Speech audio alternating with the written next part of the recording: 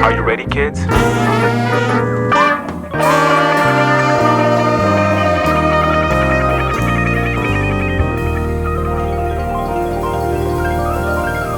Hello, everybody, and welcome to Subject High, the only podcast on the internet with the guests who do.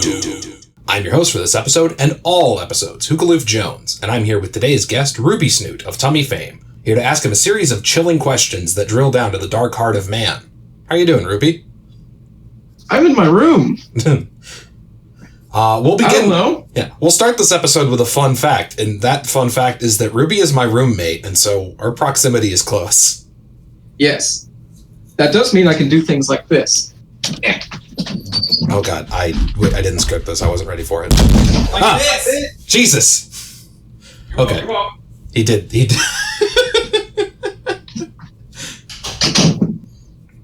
Like that. That is just one of the many powers in Ruby's arsenal, and I will probably use that door banging as a sync test. That's a good idea, actually. All right. Well, Ruby, do you have anything that you'd like to tell people in the strange event that they're familiar with my work and not yours? I don't know. I'm the guy with too many sonas that all look alike somehow. And I draw lots of big tums. So, there's that. All right. Well, on that note, how about we begin with our first really, really basic question, which is, how did you get your start with art? Do you mean like the art that's on RubySnoot Gallery, or like just literally art? Let's do just art in general, and then we'll move on to your pieces on your gallery. Holy shit! I drew since I was a kid.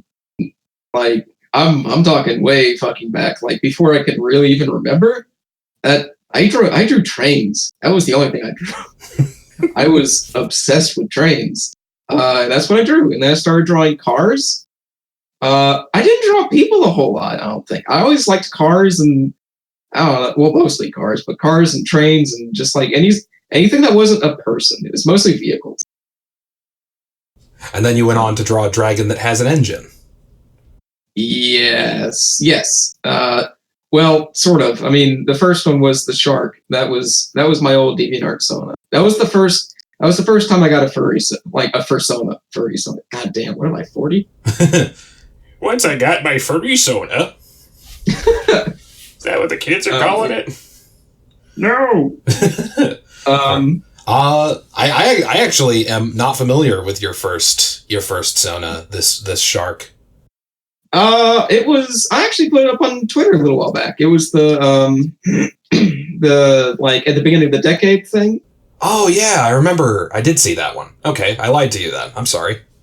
No, it's okay. That shark that was like had a lot of mechanical bits sticking out of him. That was kind of the first mesh of stuff that I liked. I stuck with the engine for a while because I thought that was just kind of the fun flair to it. I haven't redrawn Ruby's reference now, but it has since continued to shrink. It's more of an accent piece now than a sort of, mainstay. Your Sona has become more fuel efficient. Supposedly. All right. Well, on that topic, what was the inciting incident that bridged the gap from planes, trains, and automobiles to drawing anthropomorphic characters? How'd you first get involved in the fandom? Lurker for a very long time, before I even had my own computer, which I would always delete my browsing history when my dad lent me his laptop in the evenings. DeviantArt was a big lurking hub for me. I actually didn't use Fur Affinity that much, which is weird because they have stuff specifically for that. But I don't know. I just preferred DeviantArt at the time. I was like, God, 12 maybe? God, that's a memory. That's a memory. So yeah, that's, I don't know, a long time lurker for a lot of stuff. And actually, kind of in anticipation of this, I pulled up the first picture I ever drew of this kind of subject matter. That was 6/17/2013 at 1:15 a.m. Jesus. You should have been in bed, young man. No. You had school tomorrow, I suspect. I was in high school. Oh, well, then you had reason to stay up. Yeah, so that was a good while ago now. That was 7 years ago, I guess. Technically.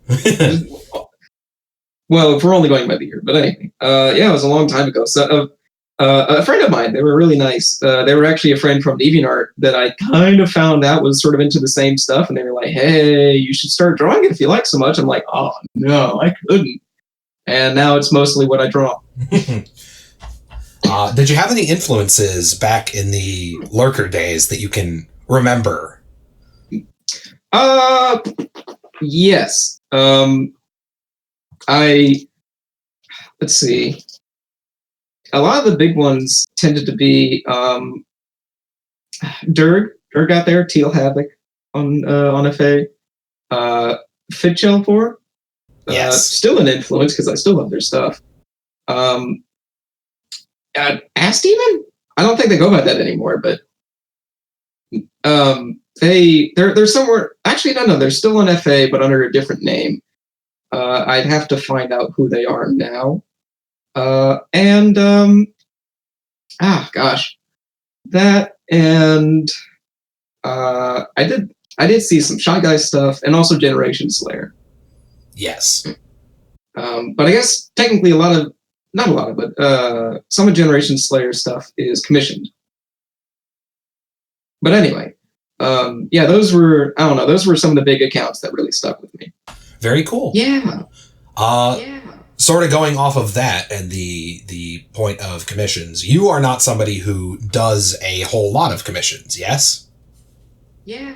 Correct. I wish I would, but I always have the problem of I can hardly even get my own stuff done, and the second an art piece becomes an obligation, or especially like monetarily bound, then all of a sudden it's like, but maybe I'll just do something else today. It just all of a sudden drops like a rock, and I feel bad doing that because I don't know. I mean, I've had success with it in the past. Like I've done like a sketch stream for myself to go to the Renaissance Festival one time, and actually worked out really well. I was really, really satisfied with how that went. I guess the reason being is just because it kind of struck on that inspiration when I was actually feeling artsy that night.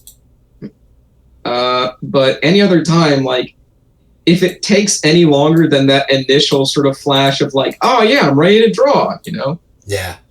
Then there's a real good chance that it's just either going to take like a month or two when it really shouldn't, or I just may, give the money back and say, I'm really sorry, man, I can't do it.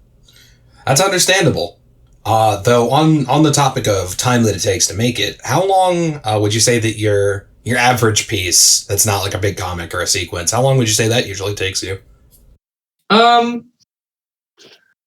don't know. If used to, if I sat down and actually, did the whole thing at once, then it would take me, I don't know, around 5 hours or so. I think, excuse me, I'll send this one to you just so you have a reference, but no one else will have the reference. So I tell them.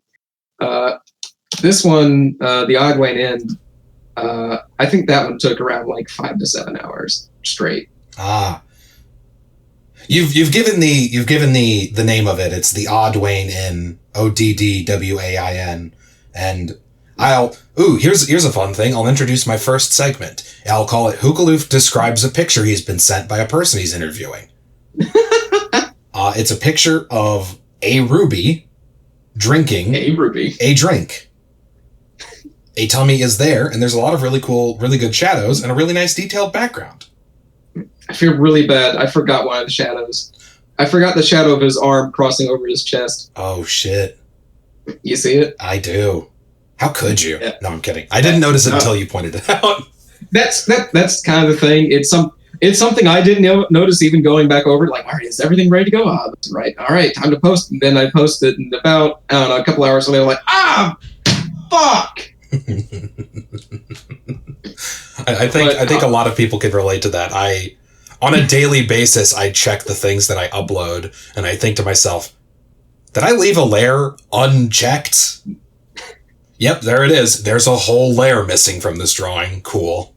That does raise the question of what software and like hardware do you use to produce your stuff? Because you're primarily a digital artist. Yes. I used to use an old Wacom Intuos 3, which was back when they were gray, and it had like this cool like transparent polymer like piece over it all. It was really neat. And ever since then, I've used it's like a Wacom Intuos Pro Medium. Yeah, Wacom Intuos Pro Medium. God, this has seen a lot of use. This one's actually, not to toot my own horn, but the special edition version, which had the little silver stripes on either side rather than complete black. That's the only thing that makes it special edition. It's only silver. Aside from that, I got my start with Psy Paint Tool, as I'm sure a lot of other digital artists have, or at least like the ones that have come out of DeviantArt. And actually, in fact, that I used that specifically because Squishy Monster did. Oh, there you go. They were a huge influence on me digitally. That's where I picked up a lot of my initial style from. So Psy Paint Tool is where I got my start. I actually went and bought it. I was a good boy, and I wanted to reward them for, making a piece of software that was better at illustrating than Photoshop, but cost only $60 once. You scrounged up all the quarters you'd gotten from scamming kids in the cul-de-sac, and you went and you purchased Paint Tool Psy. Boy, you know it. And now I use, like I'm sure a lot of other people do right now, go figure, Clip Studio Paint. I have the Pro edition. I think the base one is EX. This one's the Pro just because I wanted the extra frames for animating. Whenever I used to animate, I need to do that again. But yeah, that's primarily what I use now. I had to upgrade more to Clip Studio Paint because that was I was fine with Psy for a while, but Ocean Otter, one of my good friends, he gave me a Surface Pro 1 a long while back, and told me specifically that it didn't play nice with Psy, but Clip Studio Paint was fine. So that's kind of what I started to use, just to kind of get in just to be able to use it. And then I guess once I started realizing, what extra tools Clip Studio came with, I started kind of moving over to that, especially because it would handle larger canvas sizes a lot better. Oh yeah, definitely. All right. I think that's enough of the technical questions, which I like and find fascinating. And let's instead move to a more audience-friendly topic. And let me ask you, what, in your opinion, is the coolest thing that's ever happened to you as a result of your involvement with the furry fandom? Oh gosh, I don't know. Like, I think this is anyone that starts to get into their own, they start to kind of dip their feet into their own fandom that they like, is that I don't know. I've gotten to talk to people who I really, really liked, when I was lurking, and I get to say hi to them, and some of them are actually my friends. I think that's really interesting. And I think the biggest highlight so far actually has been your moving in.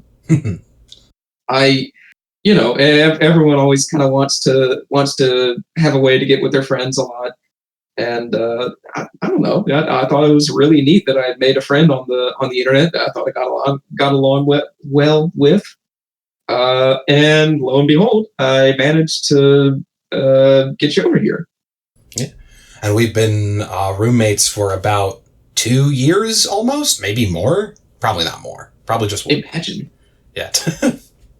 Probably just, I think 1.5 years, probably, because I moved here a summer a year ago. Also, you piece of shit, you're 2 months behind on the utilities. You're not wrong. Could I'm you sorry. write me a check? I'm out of checks. They're on their way. They'll be here soon. I was actually joking, but now that I think about it. I will leave this in. I am behind on checks and rent, and that's because I don't have checks, because checks are terrible. Get checks. I've got them. They're coming. Or convince Dad to get Venmo. I've tried. I want to deflect, so let's instead talk about the namesake of this podcast, which is Subject High, which is, if you're not savvy with furries, and why are you listening this far? But if you're not savvy, it is a common, I guess, meme or stereotype from not unsavory, but perhaps less than socially palatable people who send you unprompted notes on Fur Affinity, and the subject is high, and the body text is usually something like, do you RP? Yeah. So I want to go ahead and dive into some of the fun and funny interactions that you've had on your times at DeviantArt or Fur Affinity or Tumblr. And we're not gonna name and shame anybody here. The purpose of this is not to make anybody feel bad or stupid for reaching out to their favorite creators, because that's a really cool thing and a really great thing that I think everyone should do. But yeah, I had a lot of fun with that. Yeah. But at the same time, there are a lot of very fun stories that I'm sure lots of people have, and I think this is a good place to share some of those stories. So have you got anything to tell or share? Well, I don't have anything in particular, I guess. I will say, apparently, a lot of people at one point have been getting a lot of bot messages on FA, and I never got those, except for one that I got 3 months ago. It says, "Hi, liked you. Hi, I'm Alice, a single woman, big tits. Let's meet and fuck tonight."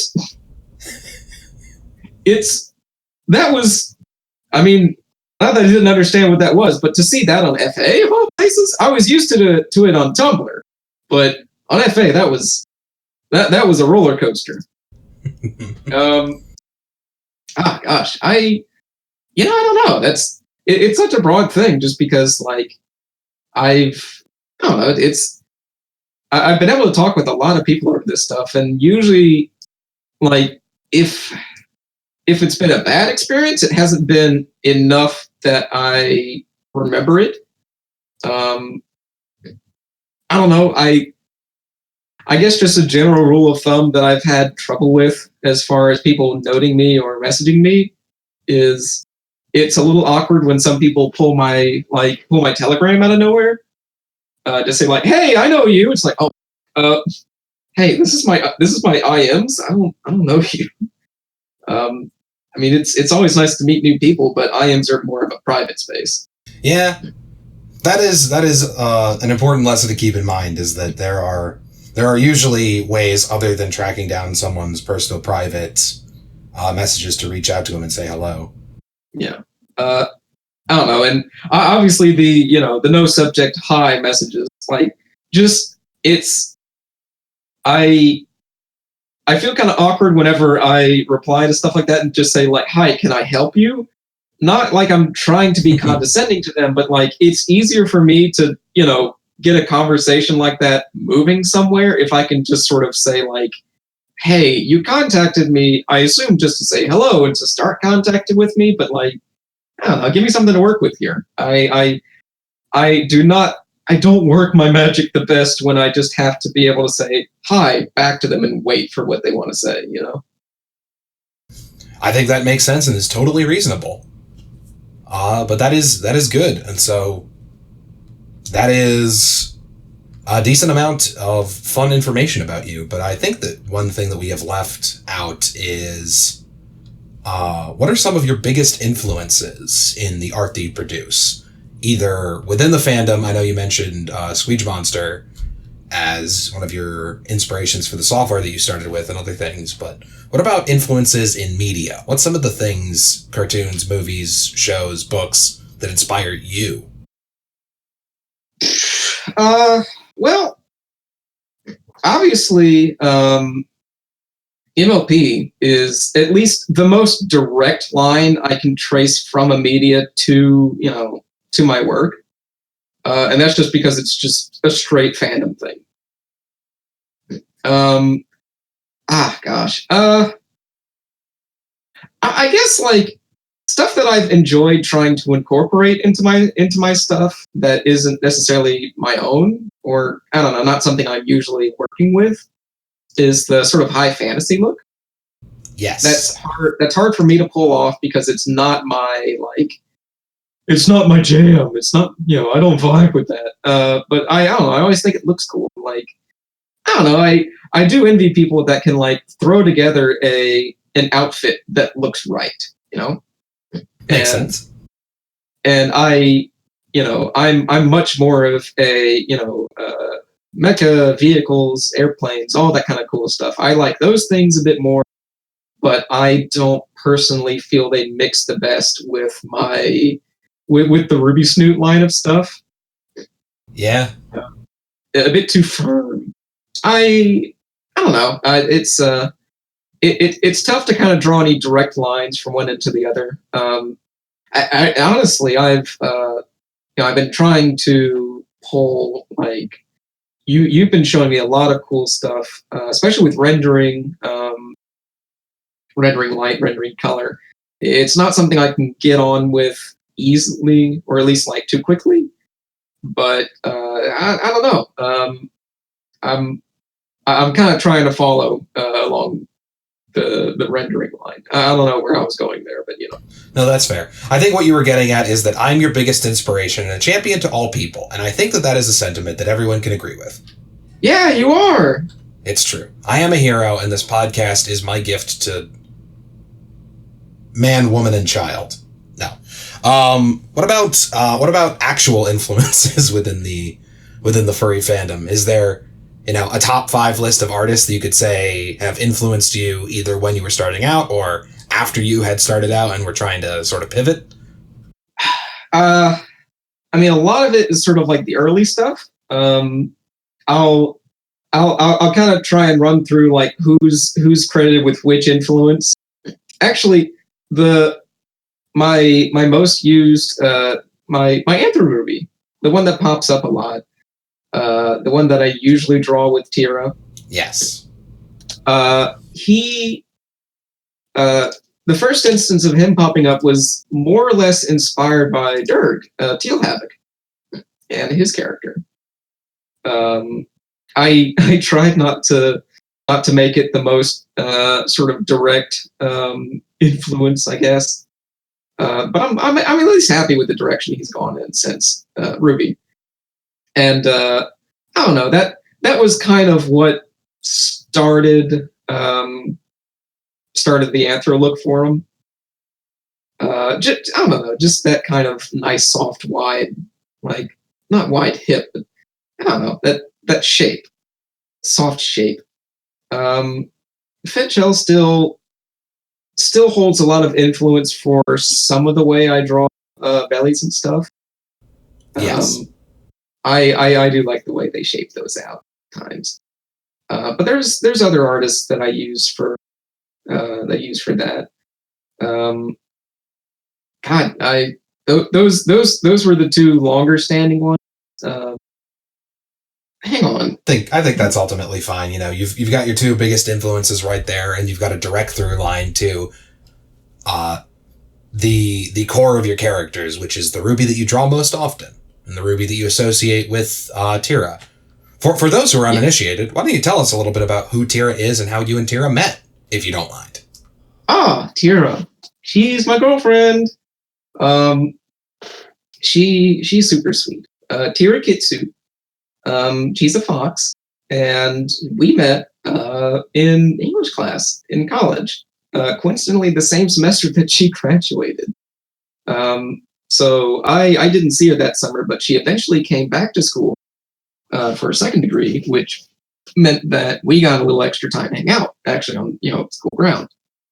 She actually kind of sought me out at first, because I am super oblivious and not I don't know, it was always oh, wow, I got such a cool new bud from English class, and they play Monster Hunter.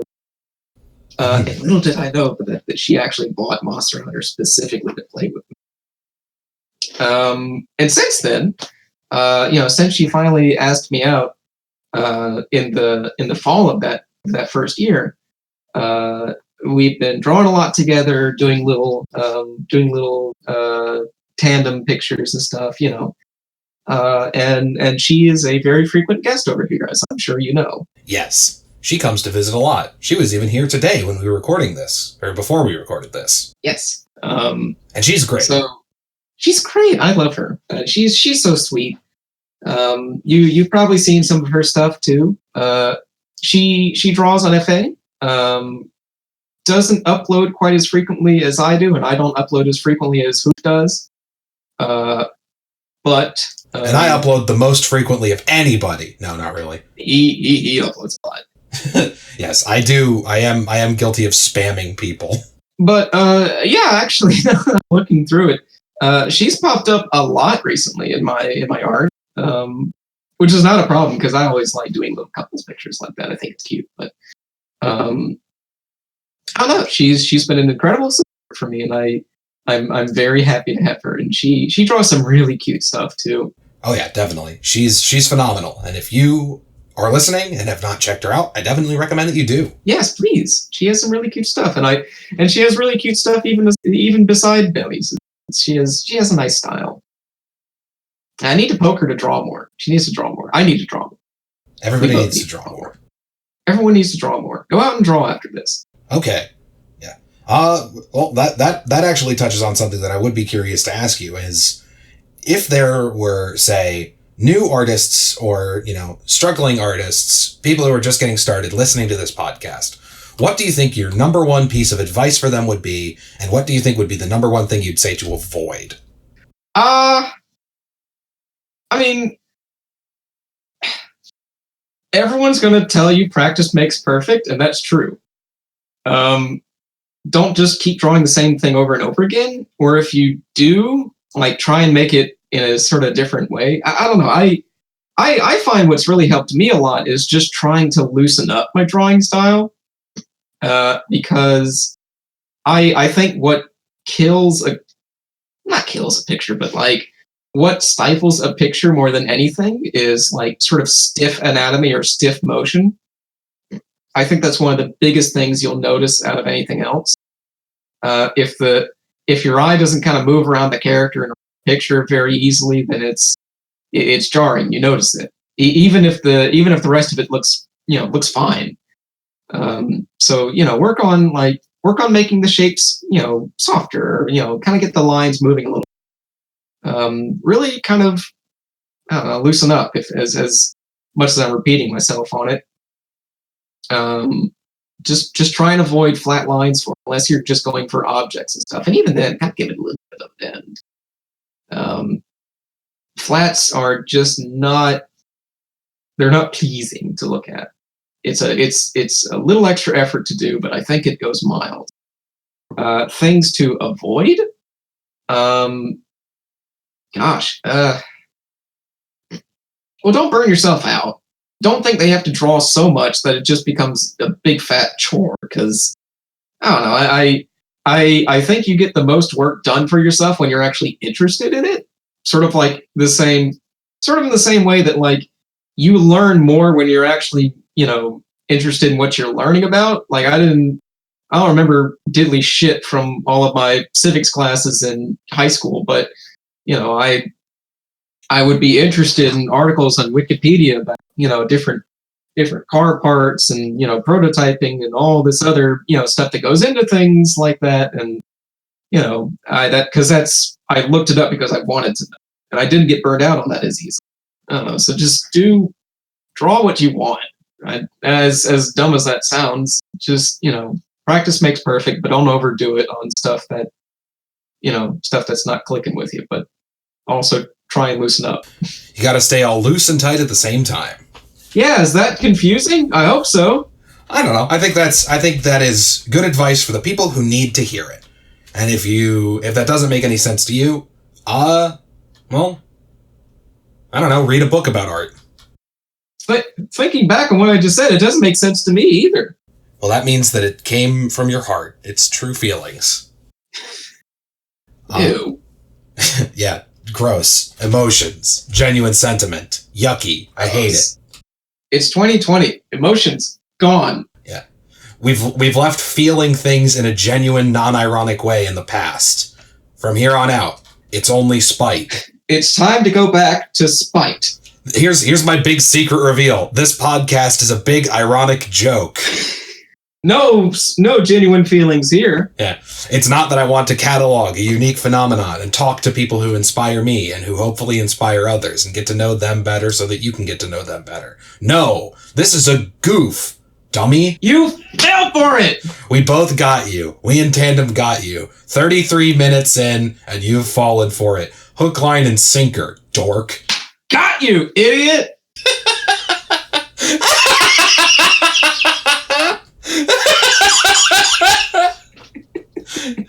Okay. By the way, one of the benefits of living with Hook is that every so often, cackles like that will drift down the hall, and I'll just be doing something completely unrelated. I'll hear him. It's like, he found something funny.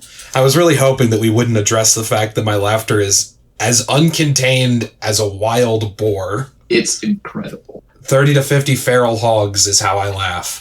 And boy howdy, I have to have full automatic weaponry to take it down. Yeah. But I think we have, I think we've answered a whole lot of questions, and I think everybody who hasn't known you, which shame on you for not knowing Ruby, how dare you. Shame on you, I'm only the biggest personality in the community. Yeah. How could you not know about me? Yeah. Pillar of the community, RubySnoot, has now thoroughly been exposed to you and your earballs. How embarrassing. So I think what we should do is, it's the start of a new decade. It's the start of 2020, and so my final question for you, Ruby, is what's your New Year's resolution? What are you looking to get done in 2020? Something new that you haven't done, or a big project, or just chilling? I want to draw more. I must admit, I've been a little bit envious of you. Just being able to draw so much, being able to put out so much content. It's really nice. It's a great motivator. Even if I haven't drawn a lot anyway. I'm hoping to get a job soon so that my time will become more valuable, that I'll actually consider it more valuable to myself. And so obviously I want to make more. I want to draw more. I want to animate again. I want to start animating some stuff because I actually really had a lot of fun doing some rough animations.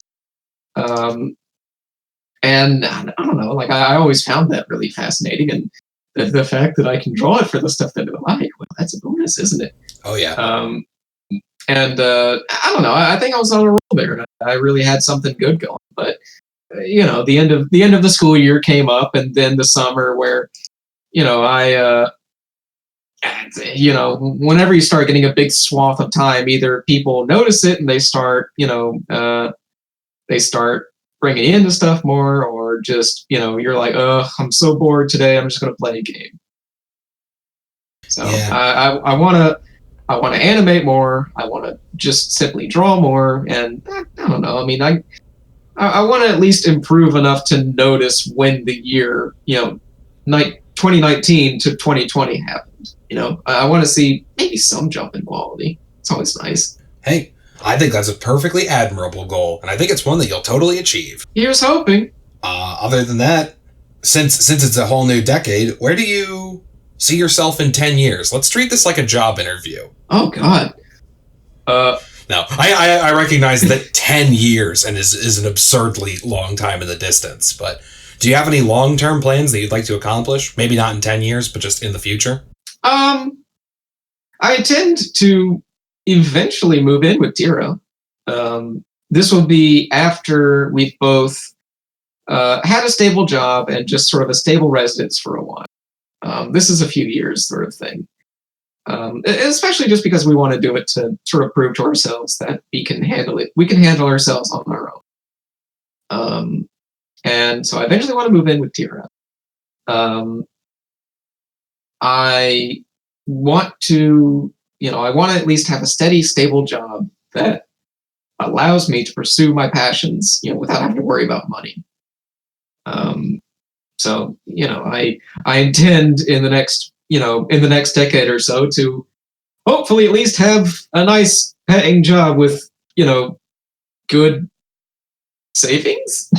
I think that's a perfectly respectable and very reasonable thing to want to do. And I guess my fun pipe dream here is that if I manage to scrounge together about $8,000, Well, hold on. First, I want a fursuit of Ruby.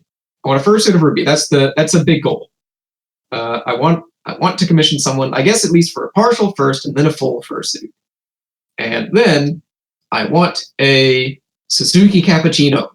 That little bitty car that I keep blabbing around about to you. I want that car. Ooh, this is another golden opportunity where I can describe what something looks in an audio podcast. Yeah, here we go. I'm going to pull a picture up for you, and you're going to describe it. Yes. I'm going to pull up the Wikipedia picture just for reference, and then you're going to tell them how small or big this is next to a person. There's the Wikipedia picture for you. Yes. Okay. Let me begin with this. Here we're gonna call this segment audio charades, which I guess is just what regular charades is. You know how cars have 4 seats? Usually, sometimes more even. This one doesn't. Imagine. This one doesn't. And you know how Playmobil used to produce little vehicles that you could put your fun action figures in? This is like one of those, but scaled up to a normal human being. If you were to lay down on top of this car, end to end, your feet would stick off, like your childhood bed. And it is painted a delightful cherry red color, but not red like a cherry you would find in nature, like a maraschino cherry you would find on top of a sundae. Delicious. Probably about as big as one, too. Yeah, so I'm going to dub this the Sundae car. Because It is the Sunday car. It's about the size of a dessert that you would share with someone else, and it is red as a topping that goes on that dessert. And with that bizarre way to end it, I think that's all I've got for this podcast. Ruby, would you like to do any sort of shout-outs? I love you, Tara. I hope you feel better. I don't know. This was cool. I'm excited to see where you take this series. This is all new for me, obviously. So yeah. And me too. Little does everybody know that we spent like 30 minutes before this with me trying to desperately figure out how to record you. Yeah, that was an interesting one. Wasn't that fun? We like to have fun. Wasn't that fun? Yeah. All right. Well, then I'm trying to think of things that I have. If you want to follow Ruby, you can find him. He is RubySnoot on all sorts of things. He's RubySnoot on Tumblr, he's at RubySnoot on Twitter. He's RubySnoot. He's just RubySnoot everywhere. If you look up RubySnoot, you'll find him. He's not hard to find. Yeah. Myself, I am at HookieLoof on Twitter. I am the Hookaloof on Fur Affinity, and I don't post on Tumblr anymore. Don't go there. Our intro was made by the artist UV Sir J and is a remix of a SpongeBob song, and was cut up and edited for us by Huckleberry Bleu. Thanks to them. You are welcome, bitch. I love you. And I don't know, if you're looking for a burgeoning podcast to sponsor with, I guess I'm open to sponsors. So this Vor podcast sponsored by MeUndies. Yeah. Because we know you break them in every other picture. Yeah. So if any kinky brands out there or other artists or people who are trying to sell products want to, I would love nothing more than to perform at least one ad read before I pass away. No rush. I'm hoping to be around for a little while. But if you want to get in on the ground floor, then I'm going to really need you to think outside the bun. All right. And with that, this has been Subject High, the only podcast on the internet with the guests who do. And I hope you have a nice night.